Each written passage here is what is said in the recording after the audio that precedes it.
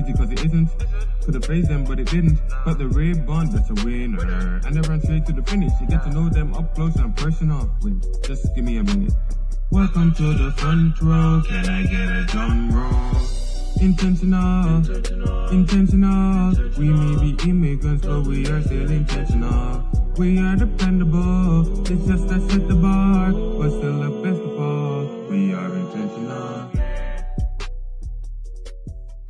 Welcome to the Intentional Immigrants podcast. I am so happy that you're able to join me here today. We are continuing our journey, sharing in the experiences of children of immigrants. Today's guest is Mike Jahshan. Mike's parents are originally from the country of Palestine. That's in the Middle East, you're correct. And we will be sharing in Mike's journey as a child of immigrant parents.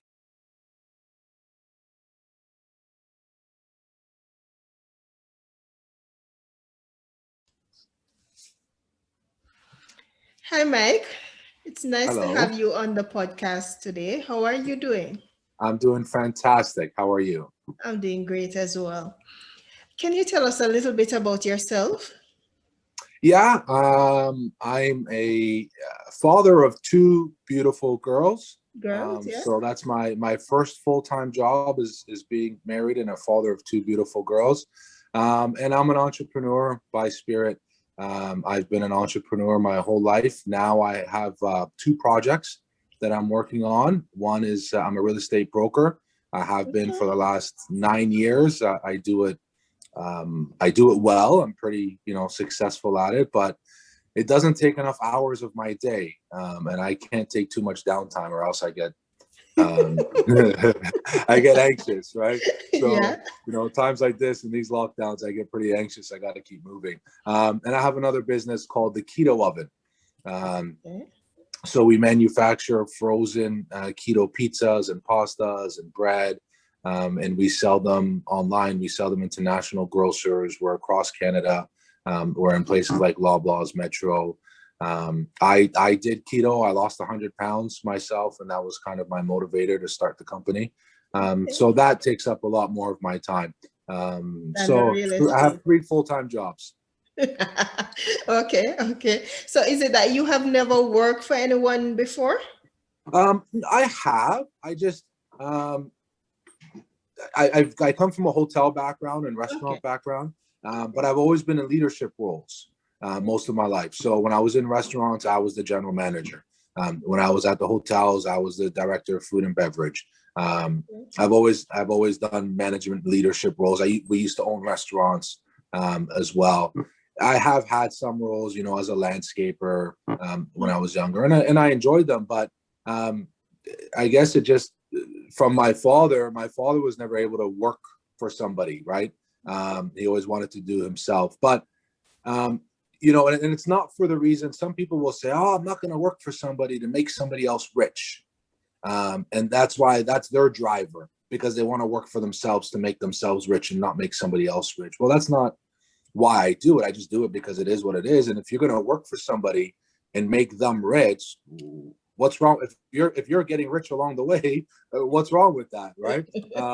And rich is not only money. There's so many things to define being rich, right? So yeah, I have worked for companies, but mostly for myself. Okay. Yeah. All right. Thank you. Where were your parents from? They're Palestinians. They're Palestinian descent. Yeah. So they immigrated to Canada before I was born. So I have there's 4 of us. I have three siblings, 2 older brothers and an olher sister. So I'm the youngest. You're the youngest. You're the baby. I'm the youngest. I'm the baby. I say they saved the best for last. Don't tell them I said that.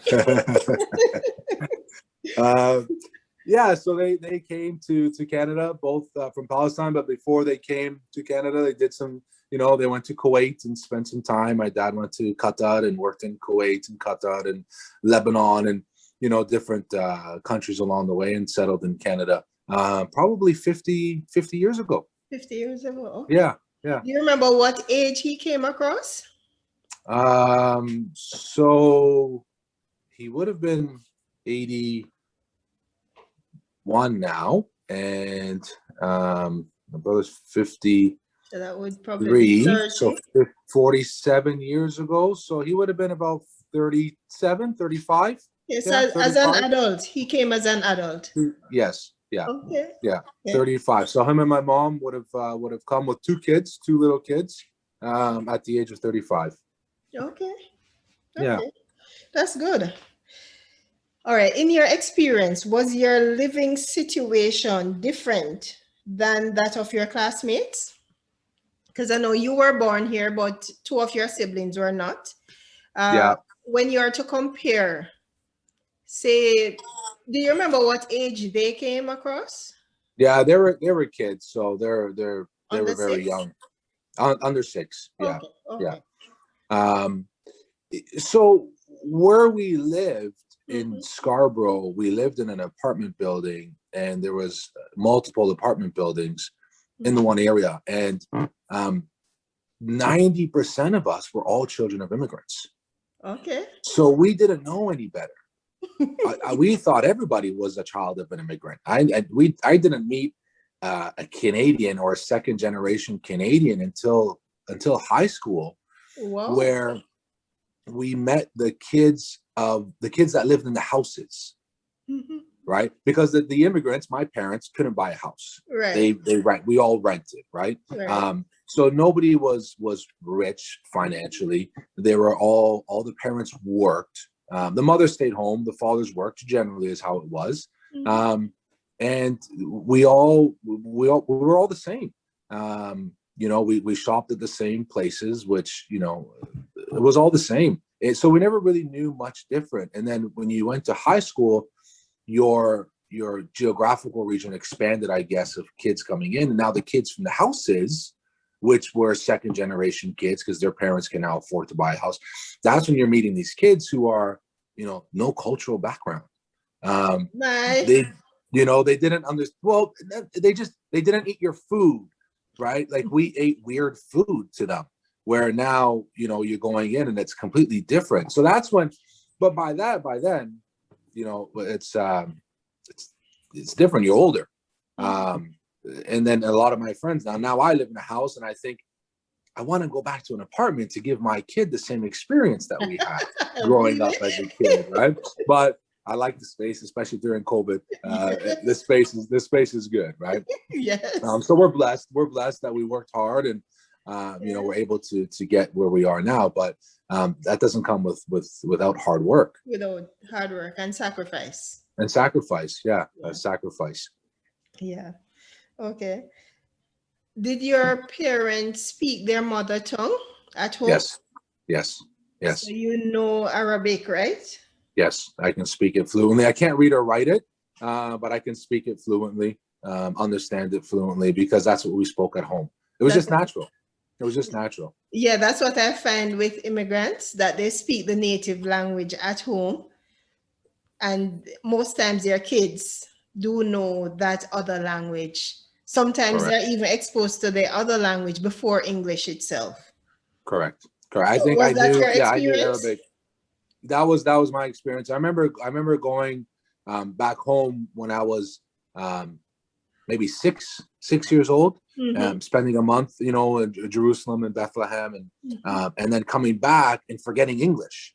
I had to relearn English again, and I was only there for 2 months. But because we spoke Arabic the whole time, I had to relearn the English again, and it didn't take me long, a week or so, and it was back again, right? But now, my wife is Lebanese, so we speak the same language. We both speak Arabic. At home?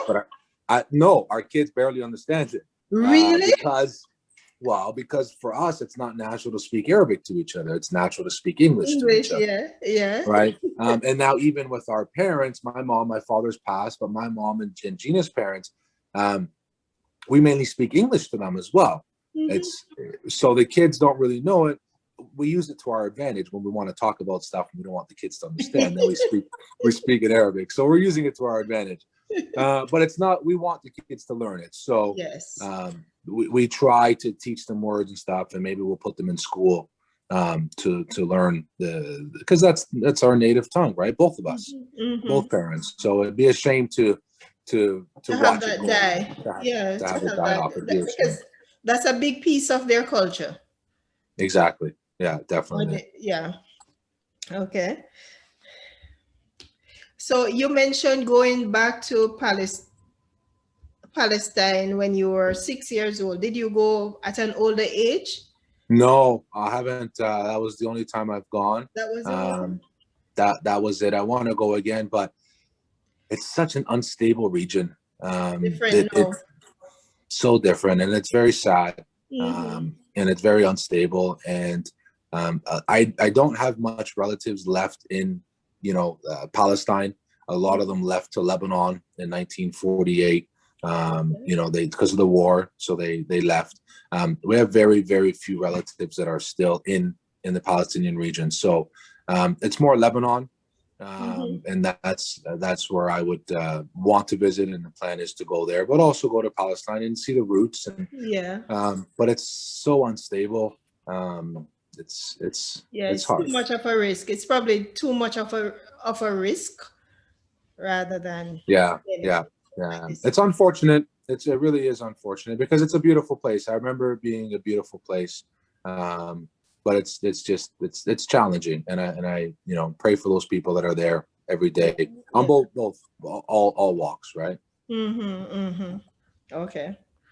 What are some struggles or challenges that you found as an immigrant's child? We didn't have much. We didn't have things. You would see commercials on TV trying to sell you this and that, and materials, material things. But as a kid, they're bright and shiny, and you want them all, right? The marketing they did a great job of it. That and not having help with school was another thing. So the material things, not having them as a kid, I actually appreciate that now as I'm older, because I didn't get caught up in the material things. My parents didn't have the means to. So now as an adult, I have no desire for any of it, and I don't give it to my kids. But the school was I think harder, because there was no help with the homework. So that was the biggest challenge. Whereas now with our child, we have two, but only one's in school. We're able to help out. We're able to understand. So it's different. So I didn't take school maybe as serious as I should have. As you should. As I should have, because there was no help at home, and it was like, okay, well, I'm not doing homework. So because your parents couldn't understand the language, they themselves were learning the language, and correct. The concepts and the terminology, the English terminology, chances are would be different from that of the Arabic. Yeah, definitely. Yeah, so that was the biggest challenge, I would say. Okay, so how did you overcome that challenge? Did you stay back after school extra? What did you do? You just lived. I just went with it. I just went with it. Yeah, what can I say? What can I say? But it's, as an adult now, I don't stop learning. Right. So I'm 43 years old, and I'm in the middle of a course right now, getting my primal health coach certificate, becoming a health coach. And after that, I'm going to do a personal training certificate. Before this, my real estate license, obviously 9 years ago. Prior to real estate, I had an insurance certificate. I'm a certified financial planner. I got my college diploma in hotel management. So I guess because of that, I didn't learn as a child. Really, I did, but I didn't put my efforts into it. That now as an adult, 43 years old, and I'm still learning. And after I'm done with these courses, the plan is to go and get a BA, do one of the online BA courses. Because I just have a thirst for it. I love it. I love learning all the time. And it's something I teach to my kids. I teach my nephew and the younger generation to say, hey, school is the most important. Continue your education, right? So it works out. I guess everything happens for a reason. And if that didn't happen, then maybe I wouldn't be where I am today. And you probably wouldn't have such a thirst for knowledge or for, Correct. further information. So they say a cat has 9 lives. How many careers did you just mention a minute ago? I have the life of a few cats. Yeah, a few cats, that's for sure. Yeah. What were some of the highlights? You mentioned the high points or highlights of being an immigrant child. So you mentioned the fact that you lived in an apartment building complex that other immigrants were a part of. Are there any other highlights that you took from your parents? Because you said your father owned a business, right? He was a business person. Correct. You want to tell us a little about that?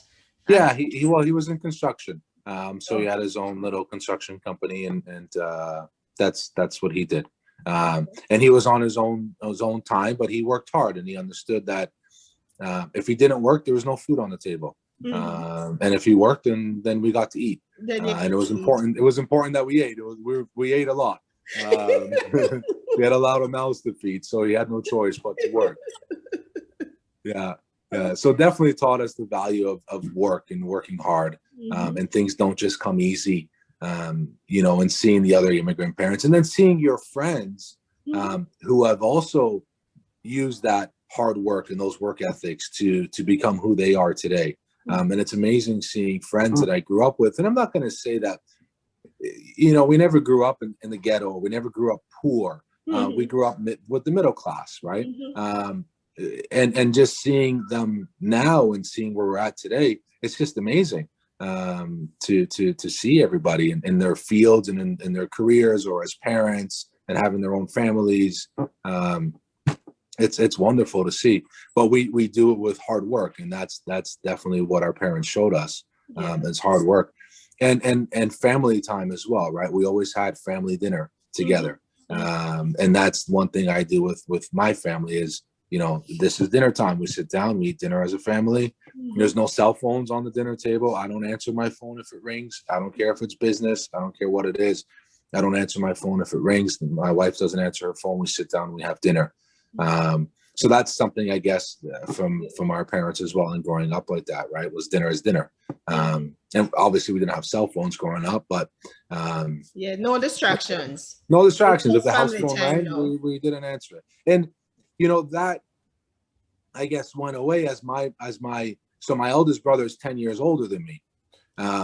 So as he got to the age of 16 or 17, well, he started missing the family dinners, right? He's 17 years old now. He's going to hang out with his friends. And it was understandable that, as you get older, those things start to happen. And then when I was 16 or 17, that was over. But now we're all adults and we've all grown up. Now it's beautiful going back to see my mom and have dinner and family time, and then we all come together again for dinner, right? It's beautiful. That's a beautiful tradition. Yeah, definitely. Definitely. You mentioned that you are currently involved in 2 businesses. One is real estate, and the other is keto oven. Correct. Okay, why did you get involved in those particular fields?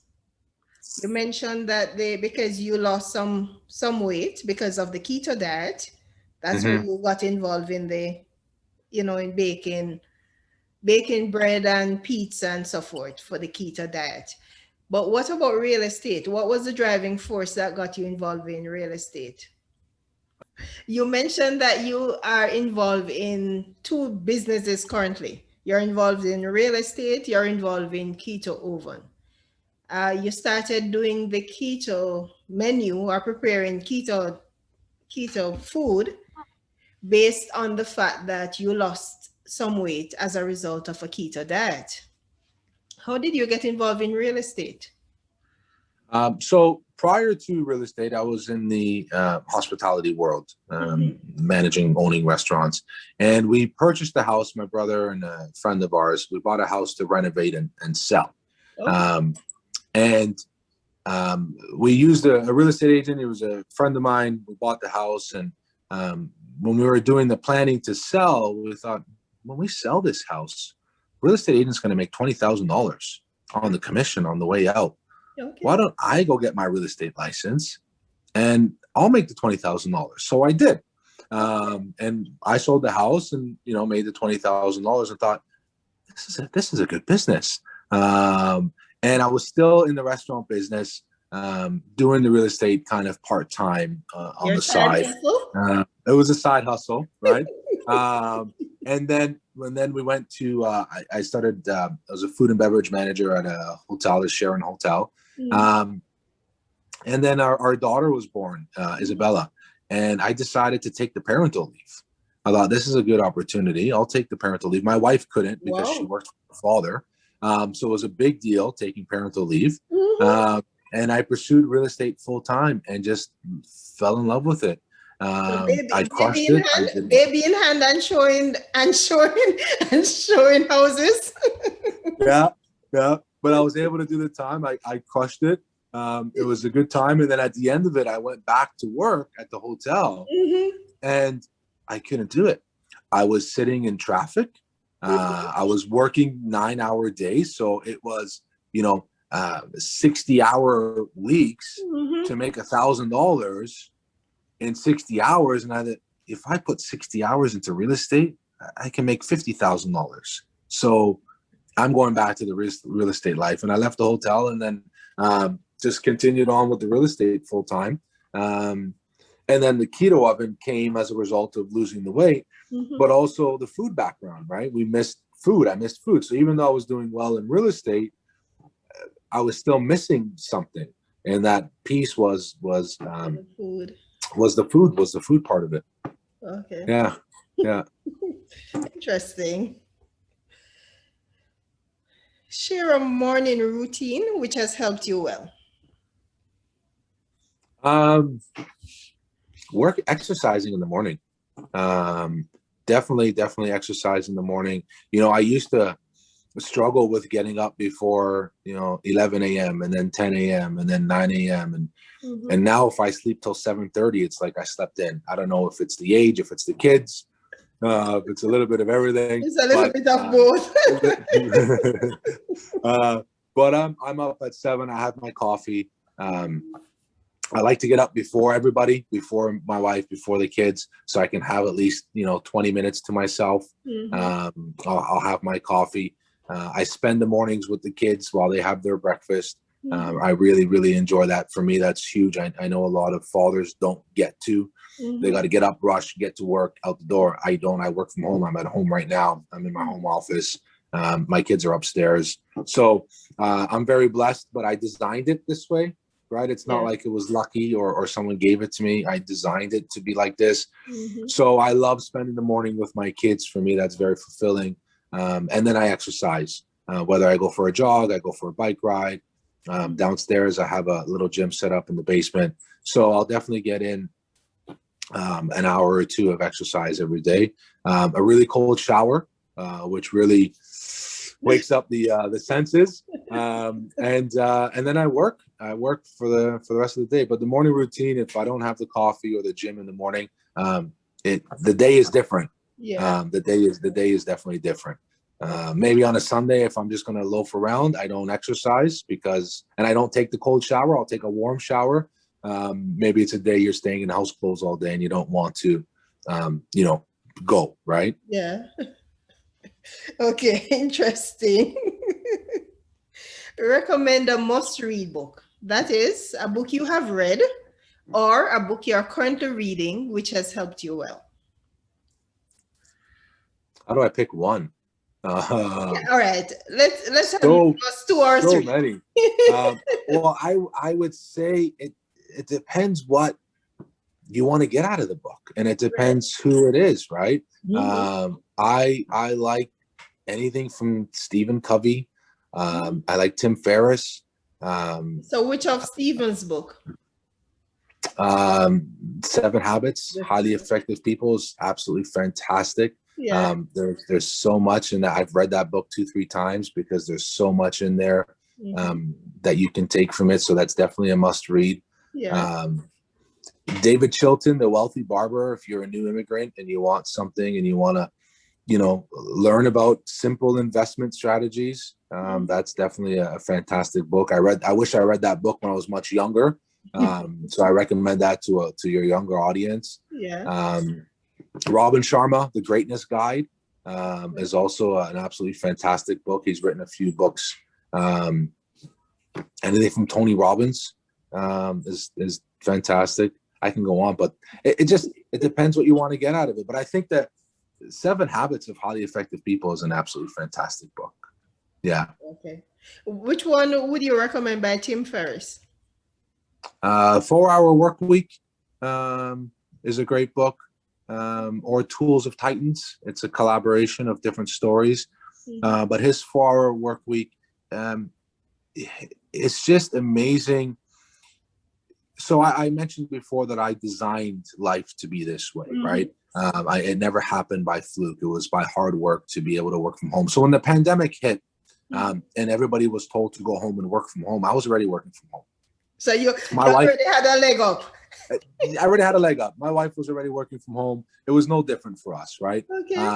And when everybody goes back to work again, I'm not making adjustments. I'm already working from home. I have an office, yes, but I don't need to go to the office.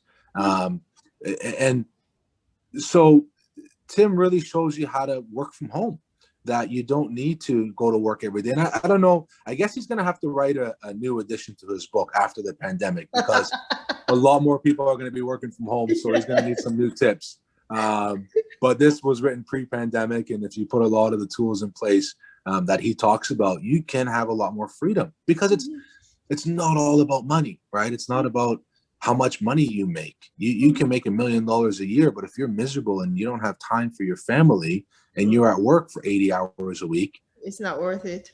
It's not worth it. Yeah. But if you pay me $100,000 or $70,000 a year and I get to work from home to be with my family, or I can sit on that beautiful beach that you have in your background and work from my phone for an hour, then all I need is $70,000 or $100,000 a year, right? Yeah. I don't need to make a stress of $1 million a year. So Tim really talks about that, which is great in his book. And he shows you how to do it too, which is fantastic. Okay. Thank you.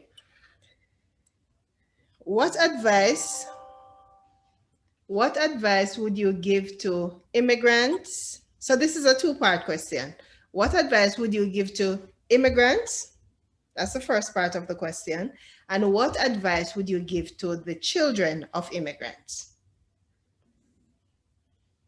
Okay. Welcome to the greatest country in the world. It really is. It's a fine mix of socialism and free enterprise, where you can be anything you want to be. You really can. And you can go to the finest schools, and you can have the finest healthcare. You can, me and you can see the same doctor as Prime Minister Justin Trudeau. We might have to wait a year to get in to see his cardiologist, but we can get in to see his cardiologist. So, socialism is great in that sense. The education is fantastic. And the free enterprise, you can create any business you want, anything you want to be. You want to be a doctor, go to school. You want to be a lawyer, go to school. You want to be a business person, be a business person, go to school. So whatever the mind can conceive, you can achieve. But it's not easy. And if anybody tells you that it gets easier, they're lying. It doesn't get easier. We just get stronger. So as the years go on and the days go by, you just have to get stronger, because it doesn't get easier. And I tell my kids that, and life doesn't get easier, and life is not fair, but you have to work at it. And there's something I think immigrants and children of immigrants have an advantage over second generation and third generation, is that you're not afraid to put in the work. Because you come from a country that's probably not as well off as we are. Because if you're more well off than Canada, you're not coming to Canada. If you're you don't see an influx of immigrants coming from Norway and Sweden right? They're going to stay there. Why would they? Or UAE, United Arab Emirates, they're not coming here. There's no need. So the chances are you're coming from a country that's got struggles, and you know what those struggles are. So when you come here, you already have a leg up on all the second and third generation. And as an employer, we like that as well, because we know that you're going to put in the work. There's more loyalty, so be loyal, and stay the course. Stay the course. And that's the one mistake I made. And when you joked about how many the cats' lives and how many careers I've gone through, I don't regret it, because it's given me the experience that I have today. Yeah. But if I had stayed the course, then I might have been somewhere else. But I'm happy where I am. So the one advice, another piece of advice is stay the course. Things will happen. Stay the course, and enjoy it. It's you're in the land of freedom and opportunity. It's beautiful here. Okay. All right. Thank you. Are there any additional last words you want to say? I think I said it. Just work hard, stay the course, freedom, and keep your culture and your values. That's another thing, and that's what we're good at here in Canada. Keep your culture and your values. Don't lose them. Don't trade them. And the one thing, and I think in Canada we don't. You ask a Canadian, even a second generation, or if you ask me, where are you from? I don't tell you I'm Canadian. I tell you I'm Palestinian, right? I tell you where my parents are from. That's what. It's just because we haven't lost that culture. I don't know, come my kids or my kids' kids, if that will change. But it's so important, and it's so beautiful in Canada that we've kept our cultures, because where else in the world can you go and go to any cuisine around the world? You're going to find it in Toronto. You want to go to a bazaar or a shop, or you're going to find it here in Toronto, from any culture, any walk of life around the world. So keeping that is beautiful, and it's part of what makes this country beautiful too. Okay. All right. Thank you. You're welcome. It was my pleasure having you on the podcast today. I've learned so much. You did mention that you designed the life that you want to live. And I think it is so important, because it is so important to be intentional about what you want to do, how you want to live life, living life on your terms. So thank you for sharing that with us, that experience. My pleasure. All the very best. Thank you. Same to you. My pleasure. And enjoy the summer. It's coming, and we're going to get to really get out there and enjoy. Yes. Thanks for having me on your show. You're welcome.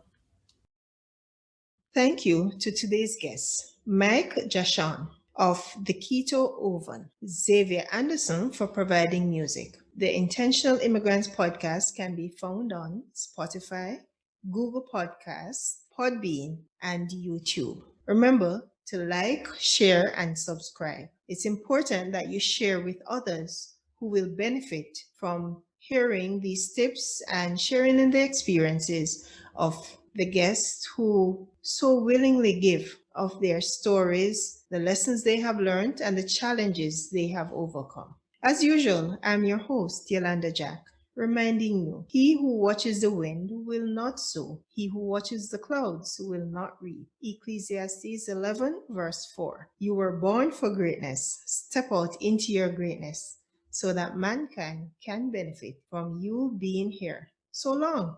Until next time. Intentional. We may be immigrants, but we are still intentional. We are dependable. It's just that set the bar, but still the best